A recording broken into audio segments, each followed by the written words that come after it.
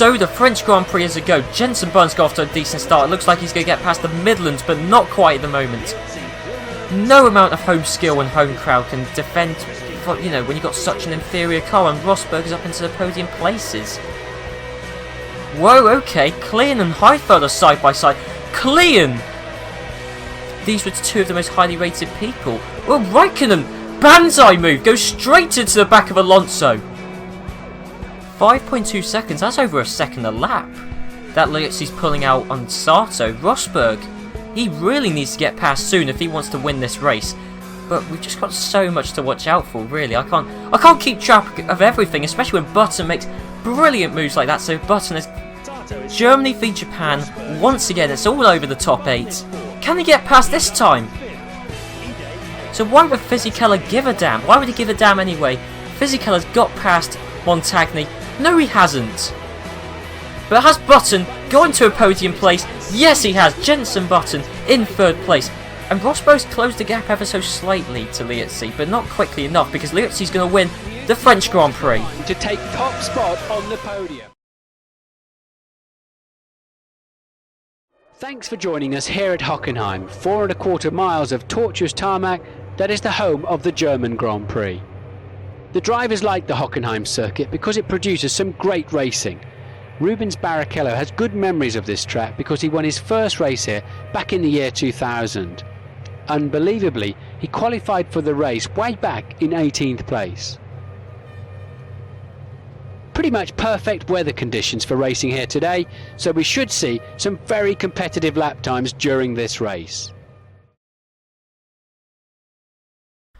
Okay, so hey guys, it's PSL here, and I'm here for the German Grand Prix in this reverse grid race series. And now, actually, before this race starts, there's lots of things I need to cover. Actually, we've got, as the game says, E-Day starting on pole position, and it isn't E-Day, and it isn't even Montagny, because in real life, Super Aguri, to keep the all-Japanese feel which they seem to strive for, they got rid of Montagny and brought in Sakon Yamamoto. So for the remainder of the season, E-Day in the game is no longer E-Day nor Montagny, it's Yamamoto. But going back to Montagny, he did have a very promising season in this reverse grid race series. 2nd in Monaco, even more impressive, 2nd at Silverstone. How on earth Montagny did that is phenomenal. 8th in Canada and 8th in France, which was his home race. So in 7 races, 4 of them he finished in the points, and so he got a grand total of 18 championship points. E-Day in 4 races only got 5 points. So Montagny was so much better than E-Day, so Yamamoto has got a lot to live up to in comparison. But also, along other Super Aguri news, this was the first race that they debuted their SA06 car. Because for the first half of the season they used their SA05 car, which essentially was a modified version of the 2002 Arrows, which is why they were so slow. And this is the first race they used their SA06. So finally, they finally properly developed upon a 2002 car. But to all intents and purposes, this car is still 4 years old. The developments they did give the car were quick enough to, well, they were good enough to make them as quick as Midland in real life. That won't have an impact on the game, unfortunately, but in real life they were as quick as Midland, as you can see from Takuma Sato in 6th and Montero in 5th. And also, other news, going to Renault, they were actually slower this race, so the field actually tightened up because Renault, the reason they were so quick in 2006 was because of a mass damper system they had fitted. And just before this race, the FIA declared it illegal to use the mass damper system, which is what made Renault the quickest team. So Renault were actually hurt in terms of pace because they decided they didn't want to go through the legal, pursuits to have the mass damper. They just took it, played it safe, and just took it off the car. So they actually were a bit slower ever since that system was off the car. So that should play to advantages in the reverse grid race series, but not so much in real life. And then going up to the front, we've got Yamamoto. Going back to Yamamoto, obviously the SA06 car as quick as a Midland now. He did, however, completely smash it up in, I believe it was either practice or qualifying. But either way, he smashed it up to such an extent, the team had to fit a new chassis to the car. An entire new chassis. So that tells you how good Yamamoto was initially. So as a result, he started from the pit lane in his first race. That then becomes first. Christian Albers. Well, Albers actually qualified 18th in real life, but he dropped 10 places due to an engine change. And then we got Jarno Trulli, who qualified in 13th place and dropped 10 places due to an engine change penalty. So that's basically how the field's summed up, really. We got Trulli, who's probably going to win this race. Albers, who might take second, but you've got to remember back to that Martin Brundle intro. Rubens Barrichello, the man right here, starting in 18th for this race. As he pointed out in that intro, Barrichello won his first ever Formula 1 race here at Hockenheim, a different layout of Hockenheim, but still. And he started in 18th place for that race. Now we all know that was due to that strange man walking out on the track, which compromised McLaren's race, but still, if Barrichello could win at Hockenheim from 18th, why can't he do it from 17th? But anyway, let's just head on to the German Grand Prix. Don't go anywhere. Turn up the volume and enjoy. Here we go. Go! Right, so Jarno Trulli's got off and it's a reasonably long run down to the first corner. Is he going to hold third place rather? Yes he is, so Trulli's still in third. He's all over the back of Christian Albers. The two guys who had an engine change penalty. Let's hope their engines don't go at the start of the race. Trulli is up into second place already, and Yamamoto's actually pulled out a bit of a gap, so Yamamoto in his home race, oh no, not his home race, his debut race, is doing very well. We got Nick Heidfeld making up places at his home race and BMW's home race rather. Is he going to get past Takuma Sato? Sato already looks like he might drop out the points because Rosberg might well get past as well. I think Heidfeld has got past Montero. Yes, he has. Oh no, there's a bit of kerfuffling there. I think Heidfeld went into the side of someone, so Heidfeld's lost a place to a Red Bull. I believe that is of Klein.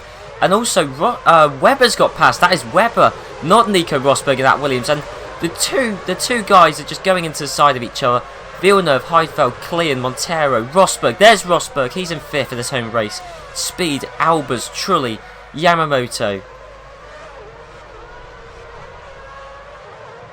Is Ide. In second, right, so Jarno Trulli is probably going to get past Yamamoto at this point. Yamamoto doing very well to be leading his debut race for an entire lap, but Jarno Trulli is surely going to get past right now. No, but he's closed up to Yamamoto, so that move is inevitable. Speed and Rosberg side by side. Rosberg he's got the edge on Speed, so Rosberg into fourth, Speed fifth. Montero still holding sixth, so Klein is struggling to keep up to Montero, and Heidfeld is still in eighth. Klein's gone into the back of Montero. Okay, I think both guys have got away from that without any damage. Okay, we've got two cars going side by side there. I believe that was Trulli and Yamamoto, but that hasn't come to anything quite yet. But Trulli down the inside of Yamamoto, so Trulli is now leading this race. What about Rosberg in this home race? He's still behind Albers.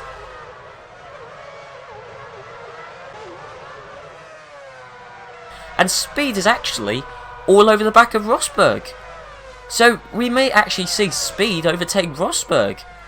Well, this is exceptional. We could see a three-way overtake going in down to this hairpin, but no, the positions have stayed the same. Klein's in sixth, so he's got past Montero, as has Heidfeld. Looks like Jarno Trulli has pulled out all the stops. The lap previous was 1:17.28. That's quicker than Ide. He's touring the circuit in the low end of 1:20.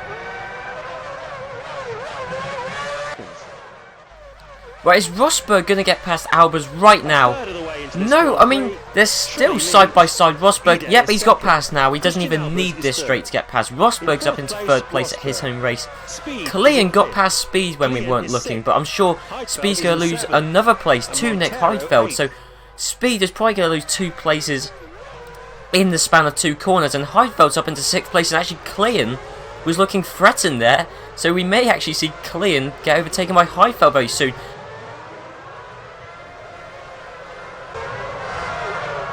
There's been some sort of incident at turn 13. It's Montero! He's out of the race. That's got to be a disappointing result.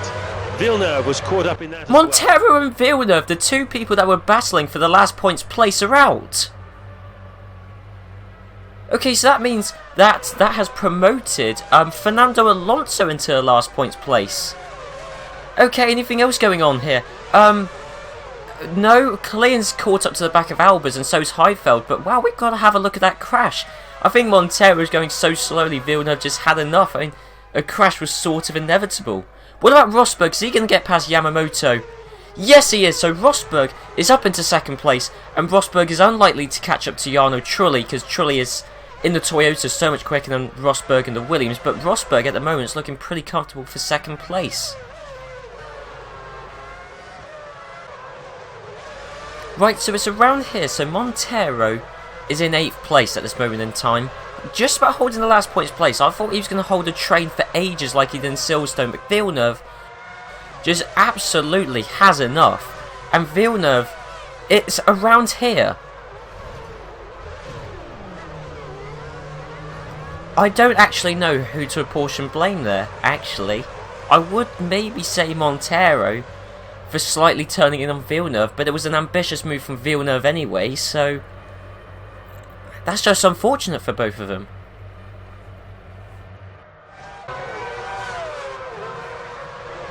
I believe we have an accident at Sachs. It's Klein! It doesn't look too bad, but his front wing has taken a hit. He should be able to continue after he pits for a new nose. It's no, not ended his race, but it's fair that to wasn't say that big of an ruined his accident. chances of a decent place finish. It was Albers who got caught up in that as well. Incredibly, there doesn't look to be any damage. That wasn't that big of an accident for Klein, surely not. At the halfway mark, Trulli leads. Second is Nico Rosberg. Well, having said that, He's up from third. it didn't look like that big of an accident, but Klein's just been passed by Heifeld. Fourth is Christian Albers.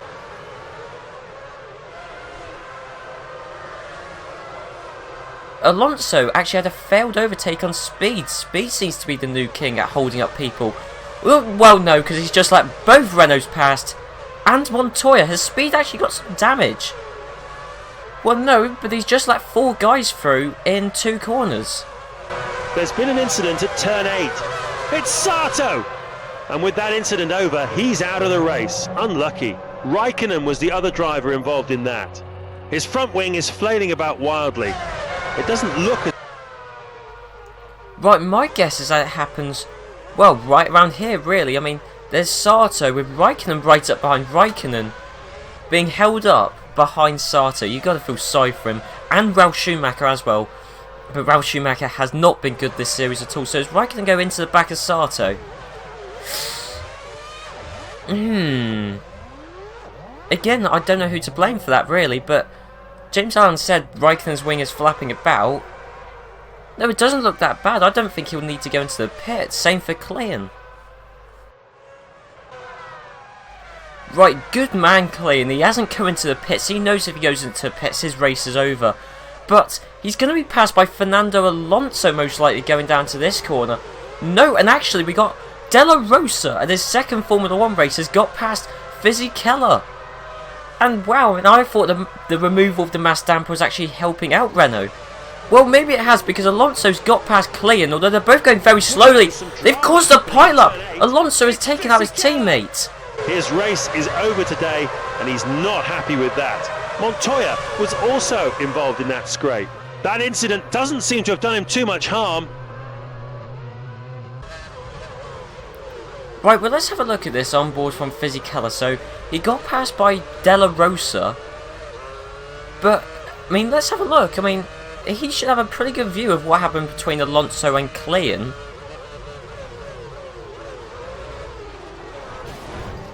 Clumsy. He should have moved more to the left-hand side. I mean, Fisichella could easily have avoided that crash, but that was still a stupid incident between Alonso and Klein.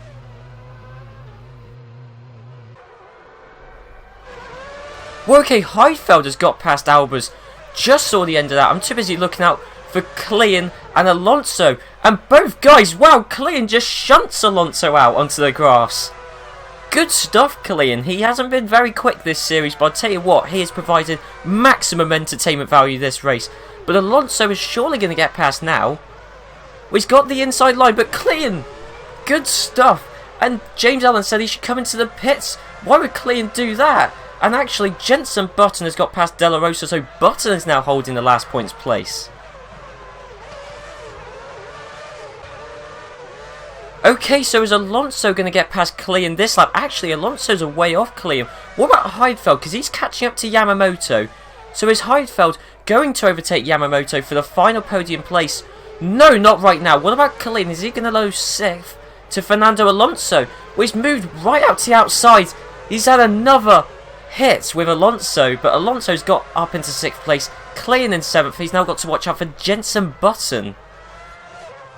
Heidfeld continues to reduce. Right, we've got 2 overtakes poised to happen. Heidfeld past Yamamoto, and also Albers is going to be passed by Alonso very soon. So what about Heidfeld getting up into a podium place? This is the Drivers' Championship leader for the moment, and the former Drivers' Championship leader has passed Albers. What about Heidfeld? Heidfeld, if he doesn't want to get taken by Alonso, he's going to need to get past Yamamoto very quickly, but I just don't think he's close enough to make the move. Although he could still just about do it. No, Yamamoto in his first Formula 1 race, should I say, has kept a podium spot. 0.3 of a second. There's been some sort of incident at turn 13. It's E-Day! There's definitely some damage to his left rear. Oh no, this is gutting for Yamamoto. Heidfeld just tapped his rear tyre, and much like in Australia, it's actually completely wounded his race. Well, obviously in Australia it was E-Day that affected, but now it's Yamamoto. And I believe it was Heidfeld who did it to Yamamoto then as well, or to E-Day then as well. So it's getting confusing with all the Super Aguri driver changes. So Heidfeld, I believe for the second time this season, has caused a Super Aguri driver to have his race completely ruined. Right, what about Alonso and Heidfeld? This is for the last podium place. Alonso has overtaken Nick Heidfeld. So Fernando Alonso's in the last podium place. Heidfeld 4th. Clean, astonishingly, is 5th. I think he overtook Albers, and Button and De La Rosa are stuck behind. So Clean, he hasn't had many, if any, good races so far this season, but he's done astonishingly well this race. Where's Trulli? Because he's about to finish the race soon. Yes, Trulli. Dominant drive from 3rd place, and he's going to win the German Grand Prix. Trulli takes the checkered flag and the full 10 points. That's a great drive from Trulli. Right, what about Nico Rosberg? This home race, he's going to take 2nd place. And he took 2nd in France as well, so that's amazing. Fernando Alonso is going to take 3rd. What about this between Button and Albers? No, nothing's come of it yet. Fernando Alonso, the 2006 World Champion and the 2005 World Champion in real life, is going to take 3rd place at Germany. And that's going to really annoy all the Schumacher fans in the crowd. Heidfeld 4th, another good day for a German driver. Clean 5th. Albers in 6th. Is he going to hold out from Button and De La Rosa? Yes, he is. So Albers is in 6th, Button 7th, De La Rosa 8th, Webber 9th, Schumacher 10th. That's going to be gutting for him in this home race. Massa 11th, Liuzzi 12th, Coulthard 13th, Ralf Schumacher 14th, Speed in 15th, Raikkonen 16th, Barrichello finished exactly where he started, 17th. And then we just got Yamamoto, whose race was ruined by Heidfeld, down in 18th place. It's been a captivating weekend here at Hockenheim. Now that was an interesting German Grand Prix. Lots of overtakes, just as I expected from Hockenheim. There's also lots of driver coming togethers. That was interesting to see. We haven't seen it too many times this series, but this was a race where there were lots of drivers coming together, banging wheels.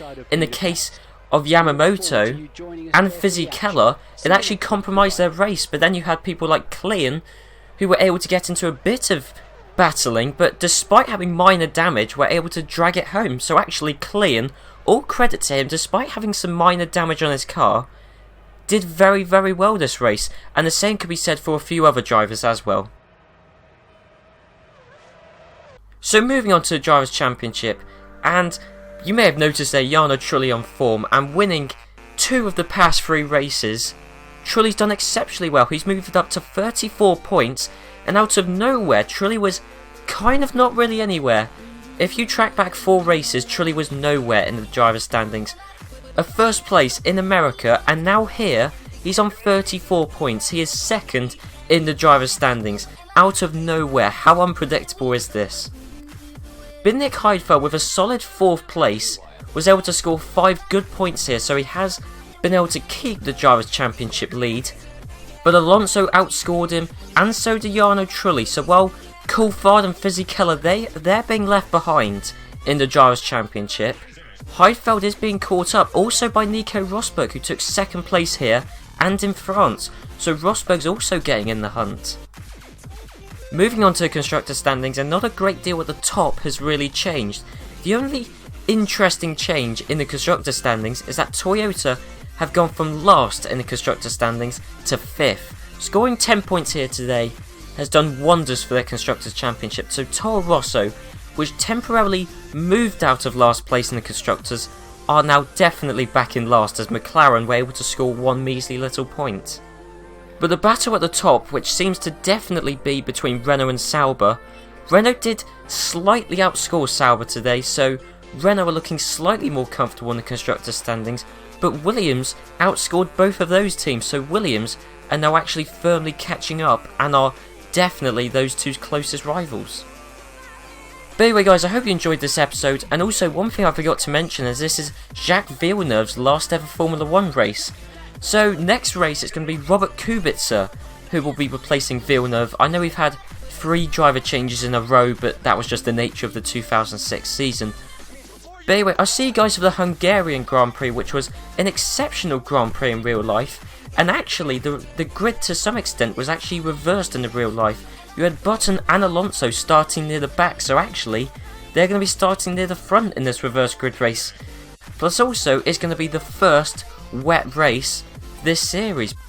So it promises to be a very interesting race, and I hope you're looking forward to it. So I'll see you then.